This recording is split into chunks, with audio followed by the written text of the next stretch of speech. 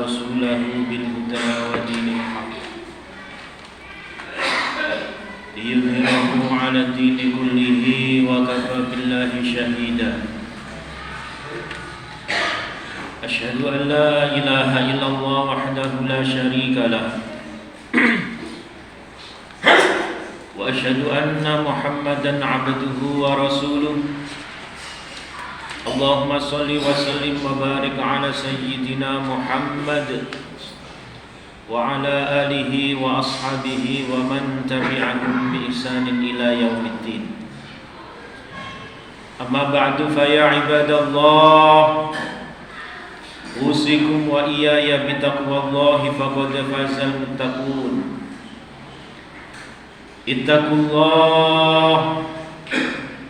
اتقوا الله حق تقاته ولا تموتن إلا وأنتم مسلمون. قال الله تعالى في القرآن العظيم: أعوذ بالله من الشيطان الرجيم بسم الله الرحمن الرحيم. يا أيها الذين آمنوا اتقوا الله وقولوا قولا سديدا يصلح لكم أعمالكم ويغفر لكم ذنوبكم ومن يطع الله ورسوله فقد فاز فوزا عظيما. Masyiral muslimin jamaah Jumat rahimakumullah. Dalam kesempatan yang penuh barokah ini, marilah kita senantiasa memanjatkan rasa syukur kita kepada Allah Subhanahu wa taala. Karena atas segala limpahan rahmat, hidayah dan taufiknya, sehingga pada siang hari ini kita semuanya dapat melaksanakan rangkaian ibadah sholat Jumat secara berjamaah. Untuk itu rasa syukur kita mari kita buktikan, mari kita ungkapkan dengan selalu meningkatkan rasa keimanan dan ketakwaan kita kepada Allah Subhanahu wa taala. Dalam arti takwa menjalankan segala apa yang diperintah oleh Allah dan menjauhi segala larangan-larangannya. Fa insyaallah dengan bekal keimanan dan ketakwaan kepada Allah Subhanahu wa taala, hidup ini, kita hidup di dunia ini, segala sesuatunya akan dimudahkan oleh Allah Subhanahu wa taala. Amin ya rabbal alamin. Hadirin ma'asyiral muslimin jamaah Jumat rahimakumullah. Pada zaman Nabi ada sebuah cerita. Ada salah satu sahabat Nabi yang bernama Abu Dujana. Abu Dujana ini adalah sahabat Nabi yang paling tidak punya, alias miskin. Akan tetapi Abu Dujana ini bab masalah sholat, setiap sholat subuh ini selalu berada di belakang persis baginda Rasulullah Shallallahu Alaihi Wasallam. Ini dilakukan oleh sahabat Abu Dujana bukan sehari dua hari, tapi berbulan-bulan. Akan tetapi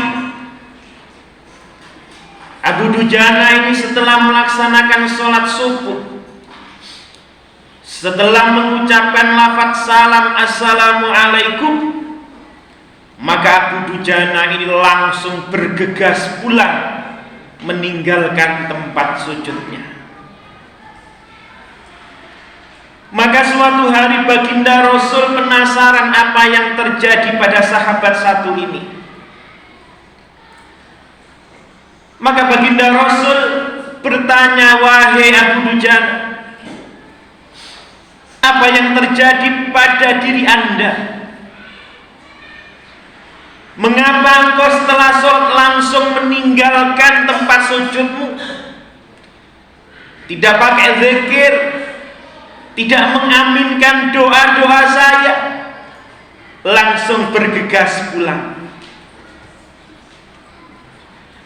Maka di sini Abu Dujana bercerita, wahai ya Rasul,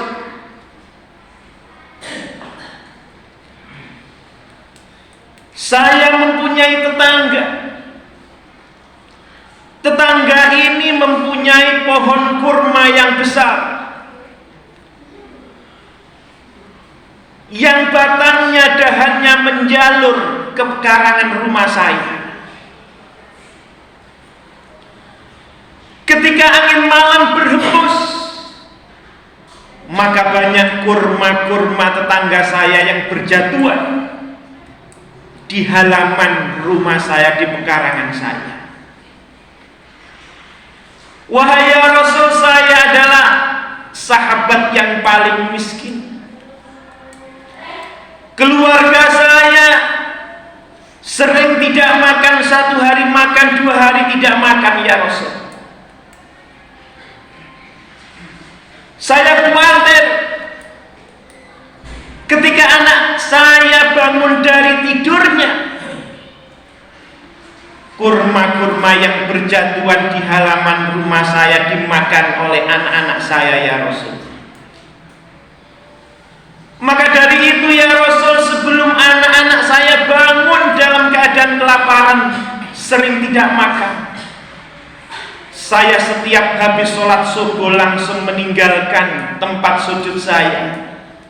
Saya mengambil kurma-kurma yang berjatuhan, saya kasihkan kepada tetangga saya yang mempunyai pohon kurma tersebut. Saya dan keluarga saya ya Rasul lebih baik kelaparan di dunia ini ya Rasul, daripada nanti di akhirat saya disiksa oleh Allah, keluarga saya disiksa oleh Allah gara-gara memakan kurma yang bukan menjadi hak saya dan keluarga saya. Mendengar cerita ini baginda Rasul langsung meneteskan air mata. Seketika itu baginda Rasul menyuruh para sahabat untuk membeli pohon kurma itu dan dikasihkan oleh keluarganya Abu Dujana.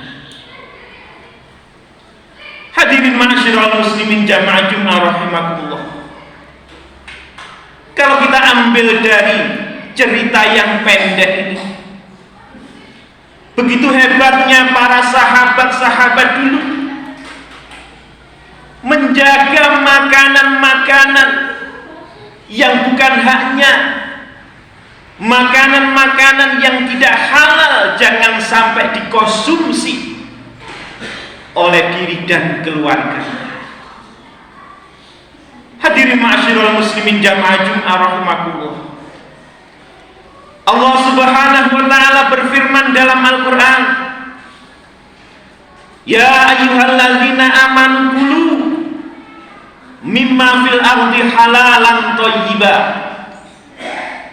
Wahai orang-orang yang beriman, makanlah kamu semuanya sebagian dari hasil bumi dengan makanan yang halal dan bergizi.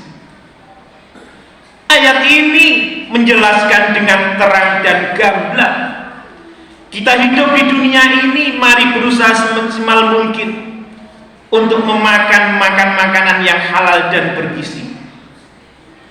Kita hidup di dunia ini, mari mencari rezeki yang halal.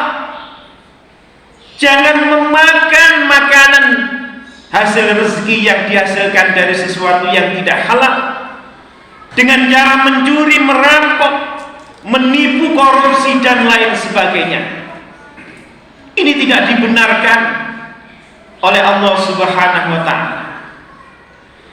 Seseorang yang mengkonsumsi makanan-makanan yang tidak halal alias haram, mengkonsumsi makanan yang dihasilkan dari sesuatu yang tidak halal, banyak mazorotnya bagi kita dan keturunan kita. Hadirin ma'asyiral muslimin jamaah Jumat rahimakumullah. Ketika seseorang banyak mengkonsumsi makanan yang tidak halal atau rezeki yang dihasilkan dengan cara tidak halal, mencuri, merampok, menipu, korupsi dan lain sebagainya, banyak mazharat dan bahayanya. Salah satunya, kita akan melahirkan generasi penerus yang tidak soleh dan tidak soleh. Ma'asyiral muslimin jamaah Jum'ah rahimakumullah. Anak-anak kita dijadikan oleh Allah, manusia dijadikan oleh Allah dari air sperma. Air sperma ini adalah sari-sari makanan dan minuman yang setiap hari kita konsumsi. Kalau yang kita konsumsi adalah makanan minuman yang tidak halal, artinya kita membuat sesuatu dari sesuatu yang jelek, maka hasilnya sesuatu itu pun tidak akan pernah bagus, tidak akan pernah, tetapi akan jelek. Anak juga begitu. Kalau yang kita konsumsi adalah makanan-makanan tidak halal, haram dengan cara apapun, maka kita akan melahirkan generasi-generasi yang tidak akan pernah soleh dan tidak akan pernah solihah. Ini yang pertama. Yang kedua, kata sahabat Nabi Abu Sa'id bin Abi Waqqas, makanan yang kita konsumsi hanya seteguk air atau sesuap makanan yang itu tidak halal alias haram, alias makanan itu yang kita peroleh dengan cara tidak halal, hanya seteguk air dan sesuap makanan yang kita konsumsi 40 hari 40 malam, doa kita tidak akan pernah dikabulkan oleh Allah Subhanahu wa ta'ala.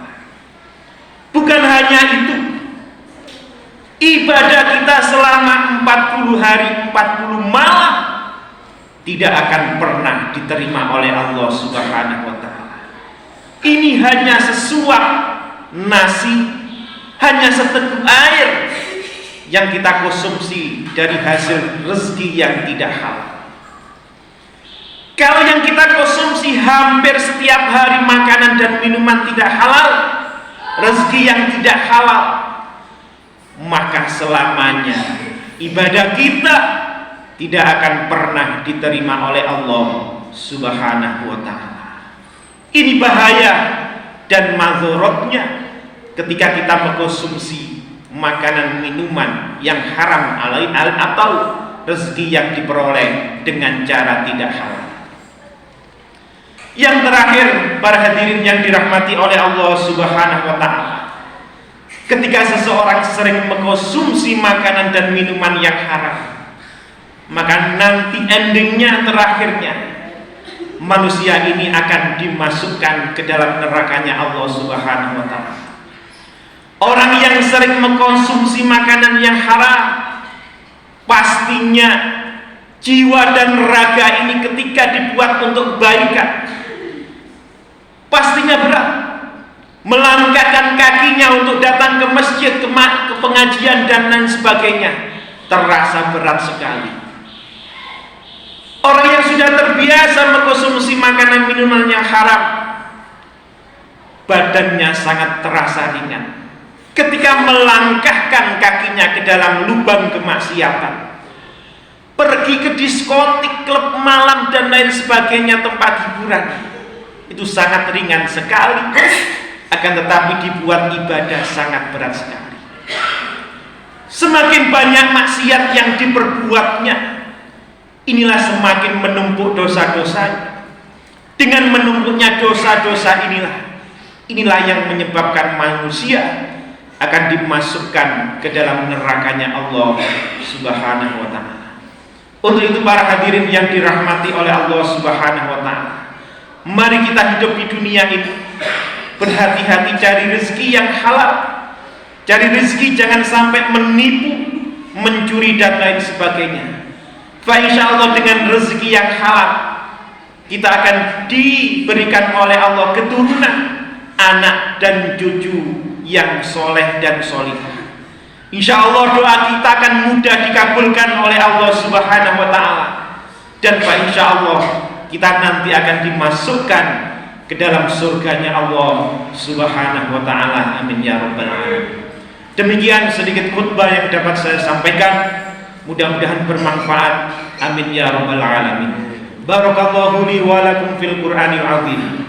Wa nafa'ana wa iyyakum bima fihi minal ayati waz zikril hakim. Wa taqabbala minna wa minkum tilawatahu. Innahu wal ghafurur rahim.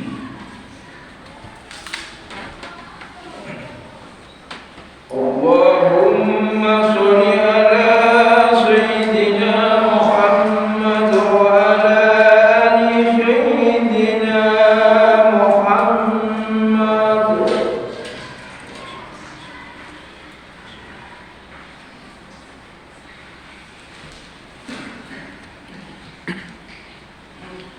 Alhamdulillah. Alhamdulillahilladzi hamdan katsiran kama amara. Asyhadu an la ilaha illallah wahdahu la syarika lahu wa man jahada bihi wa kafar. Wa asyhadu anna Muhammadan 'abduhu wa rasuluhu sayyidul khalaiqi wal bashar. Allahumma shalli wa sallim ala sayyidina Muhammadin al-mukhtar wa ashabil akhyar. Wa sallim tasliman katsiran amma ba'du fa ya ibadallah. Usikum wa iyaya bitaqwallahi fima amara wa antahu amma nahakum anhu wa hadar. Wa'lamu anna Allah amarakum bi amri bada fi nafsi wa sanna bi malaikati qudsi wa lam yazal qailan alima. Inna Allaha wa malaikatahu yusholluna 'alan nabi ya ayyuhalladzina amanu shallu 'alaihi wa sallimu taslima.